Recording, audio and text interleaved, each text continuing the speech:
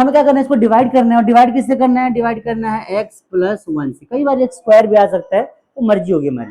मैं बस आपको स्टार्टिंग x प्लस 1 या x भी सिर्फ आ सकता है, किसी से भी आप डिवाइड करो, लॉजिक रहेगा। ठीक है, सबसे पहले काम क्या करना है, x की पावर क्या है यहाँ पे 3 है, तो मैं x की यहाँ पे x की पावर क्या है 3 में से 1 क्या, तो सबसे पहले x की पावर 2 आप लोगे, जिससे इसको सॉल्व करोगे। क्या करेंगे, पहला स्टेप, इसको इससे मल्टीप्लाई करना होता है। x प्लस 1 लिया और मल्टीप्लाई कर दिया x स्क्वायर। बात समझ में आ रही सबको।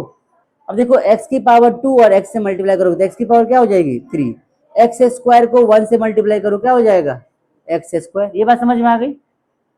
कितने लोग इसमें डाउट, आपको समझ में आ रहा है बेटा, पक्का समझ में आ रहा है, आपको समझ में आ रहा है सबको।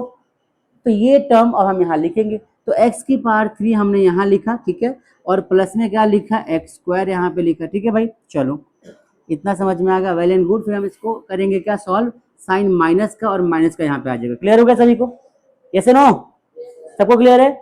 अगर ये क्लियर हो गया, देखो इससे इसका कट जाएगा, क्यों भाई, क्योंकि ये प्लस और माइनस कैंसिल हो गया। अब यहाँ बच्चा 6x स्क्वायर प्लस का और 1x स्क्वायर माइनस का, 6 में से 1 का क्या बचेगा 5, तो 5x स्क्वायर। ये बात समझ में आई सबको। इस 6x स्क्वायर में से 1x स्क्वायर को क्या किया मैंने, माइनस कर दिया। अब इसके बाद हम क्या करेंगे, इसके बाद हम लिखेंगे जो बाकी टर्म्स बचे हुए हैं, तो प्लस का क्या आ जाएगा 9x और प्लस का 3। ये बात समझ में आ गई, क्लियर है। अब स्टार्ट करते हैं। अब यहाँ पे एक्स स्क्वायर है, यहाँ पे कितना है, क्या लेंगे यहाँ पे x लेंगे सिर्फ, पूछो क्यों, x की पावर क्या है यहाँ पे x की पावर क्या है, माइनस करना होता है ना पावर को, तो x की पावर 2 में से x की पावर 1 का तो बचेगा क्या x। अब उस x से क्या कर देंगे हम, मल्टीप्लाई किसको, x प्लस 1 को। हर बार इसी को मल्टीप्लाई करना है। बस यहाँ तुम्हें क्या लिखना है, यहाँ पे कौन सा हमारा वेरिएबल आएगा और उसकी पावर क्या होगी, बस तुम्हें इसको ध्यान में रखना है। उसके बाद कुछ नहीं करना, उससे इसको मल्टीप्लाई करो, यहाँ लिख दो, माइनस कर दो, समझ में आया।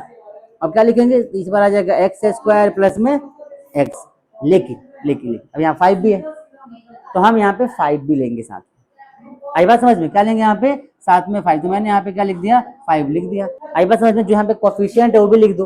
तो बेसिकली 5x से हम मल्टीप्लाई किसको करेंगे, हम करेंगे x प्लस 1 को मल्टीप्लाई, तो 5x स्क्वायर प्लस में 5x आ जाएगा। बात समझ में आई सबको। तो 5x स्क्वायर मैंने यहाँ लिखा, 5x स्क्वायर प्लस में यहाँ पे क्या आ जाएगा 5x, फिर से क्या करेंगे साइन माइनस का लगाएंगे। ये बात समझ में आई सबको।